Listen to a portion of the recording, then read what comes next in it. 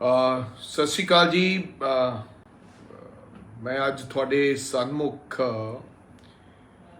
ਇੱਕ ਅਹਿਮ ਮੁੱਦੇ ਬਾਰੇ ਗੱਲ ਕਰਨੀ ਚਾਹੁੰਦਾ ਹੈ ਔਰ ਮੈਂ ਕੋਸ਼ਿਸ਼ ਕਰਿਆ ਕਰੂੰਗਾ ਕਿ ਆਉਣ ਵਾਲੇ ਸਮੇਂ 'ਚ ਅਸੀਂ ਜੋ ਵੀ ਵਿਧਾਨ ਸਭਾ 'ਚ ਚੱਲਦਾ ਰਹਿੰਦਾ ਹੈ ਔਰ ਕਈ ਅਹਿਮ ਇੰਪੋਰਟੈਂਟ ਇਸ਼ੂ ਹੁੰਦੇ ਆ ਉਹਨਾਂ ਬਾਰੇ ਤੁਹਾਨੂੰ ਜਾਣਕਾਰੀ ਦਿੰਦੇ ਰਹੀਏ। ਤੇ ਬਹੁਤ ਹੀ ਇੱਕ ਅਹਿਮ ਮੁੱਦਾ ਜਿਹੜਾ ਕਿ ਵਿਧਾਨ ਸਭਾ ਦੇ ਵਿੱਚ ਉੱਠਿਆ, ਜਿਹਦੀ ਵਾਸਤੇ ਬਜਟ ਦੇ ਵਿੱਚ ਵੀ ਗੱਲ ਕੀਤੀ ਗਈ, ਉਹ ਸੀਗਾ ਪੰਜਾਬੀ ਯੂਨੀਵਰਸਿਟੀ ਪਟਿਆਲਾ ਦਾ। ਪੰਜਾਬੀ ਯੂਨੀਵਰਸਿਟੀ ਦੀ ਕੀ ਦੇਣ ਹੈ, ਪੰਜਾਬ 'ਚ ਰਹਿੰਦੇ ਲੋਕ ਭਲੀ ਭਾਂਤੀ ਜਾਣਦੇ ਹੈ। ਪੰਜਾਬੀ ਮਾਂ ਬੋਲੀ ਨਾਲ ਜੁੜਿਆ ਹੋਇਆ ਮੈਂ ਸਮਝਦਾ ਕਿ ਬਹੁਤ ਵੱਡੀ ਗੱਲ ਹੈ, ਬਹੁਤ ਵੱਡੀ ਦੇਣ ਹੈ।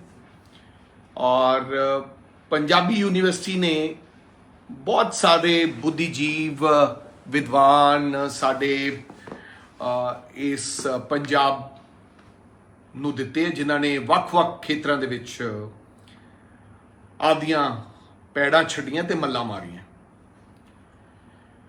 ਔਰ ਮੈਂ ਇਹ ਨਹੀਂ ਗੱਲ ਕਰ ਰਿਹਾ ਕਿ ਮੈਂ ਕਿਸੇ ਨੂੰ ਕਿਸੇ ਦੀ ਨਿੰਦਾ ਕਰਨ ਵਾਸਤੇ ਜਾਂ ਕਿਸੇ ਬਾਰੇ ਕੁਝ ਦੱਸਣ ਵਾਸਤੇ ਇੱਥੇ ਆਇਆ।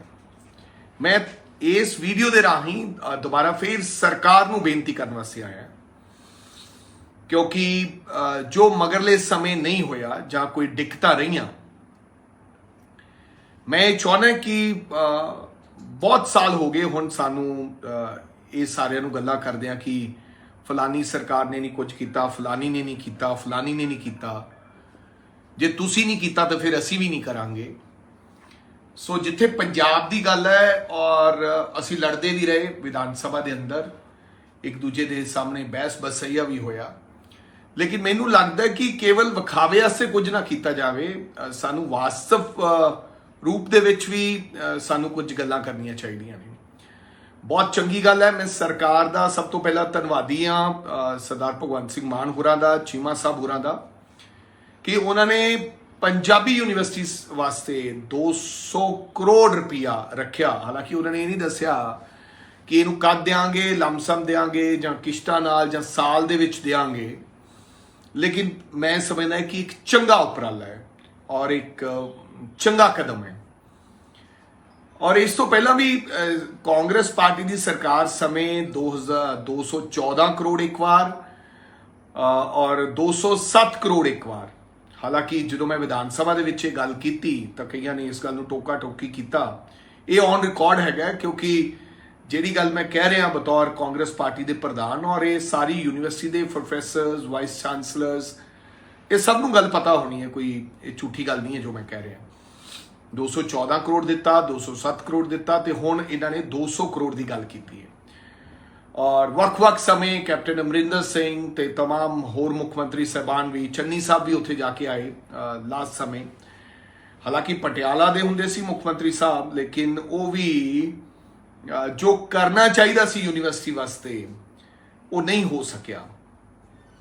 ਅਸੀਂ ਉਸ ਕਾਂਗਰਸ ਪਾਰਟੀ ਦਾ ਪਾਰਟ ਰਹੇ ਹਾਂ। ਮੈਂ ਇਸ ਗੱਲ ਦੀ ਮਾਫੀ ਮੰਗਦਾ ਤੁਹਾਡੇ ਤੋਂ ਸਾਰਿਆਂ ਤੋਂ, ਲੇਕਿਨ ਜੋ ਨਹੀਂ ਹੋ ਸਕਿਆ ਆਓ ਹੁਣ ਕਰਨ ਦੀ ਕੋਸ਼ਿਸ਼ ਕਰੀਏ।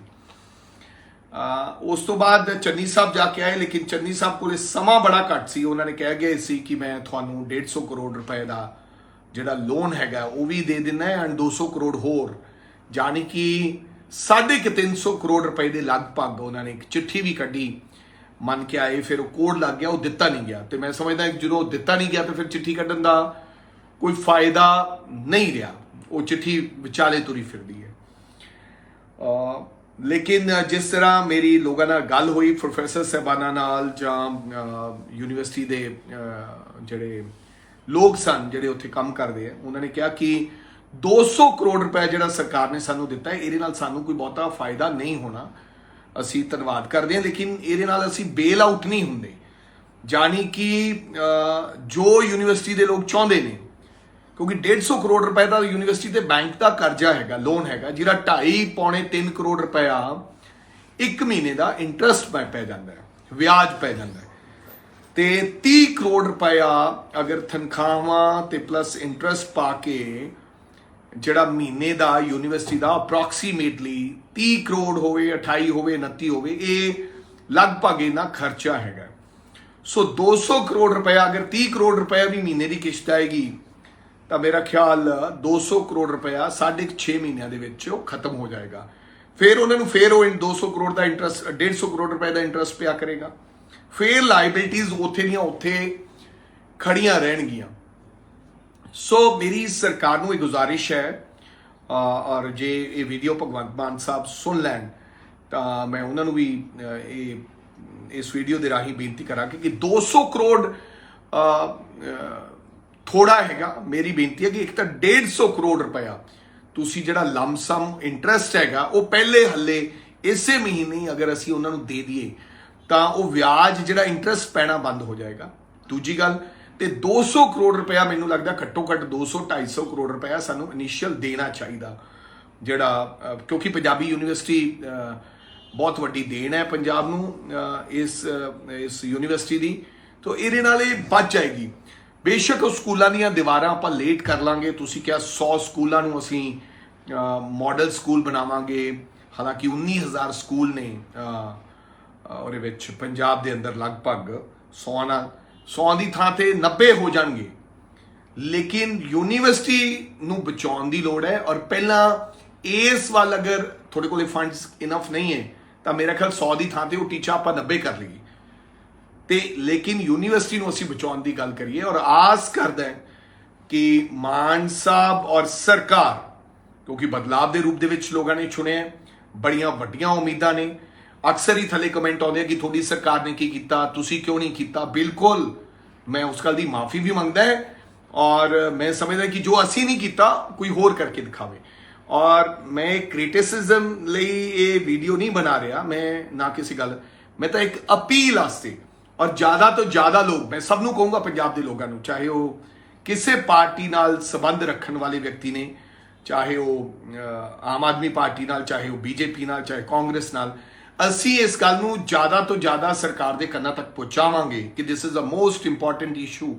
ਤਾਂ ਮੈਨੂੰ ਲੱਗਦਾ ਕਿ ਸਰਕਾਰ ਹੋ ਸਕਦਾ ਹੈ, ਕਿਉਂਕਿ ਵਿਦਿਆ ਦੇ ਖੇਤਰ ਵਿੱਚ ਬਹੁਤ ਚੰਗੇ ਪਾਸੇ ਲੈ ਕੇ ਜਾਣਾ ਚਾਹੁੰਦੀ ਹੈ, ਪੰਜਾਬ ਦਾ ਜਿਹੜਾ ਮਿਆਰ ਹੈ ਹੋਰ ਉੱਚਾ ਚੁੱਕਣਾ ਚਾਹੁੰਦੇ ਹੈ ਮਾਨ ਸਾਹਿਬ।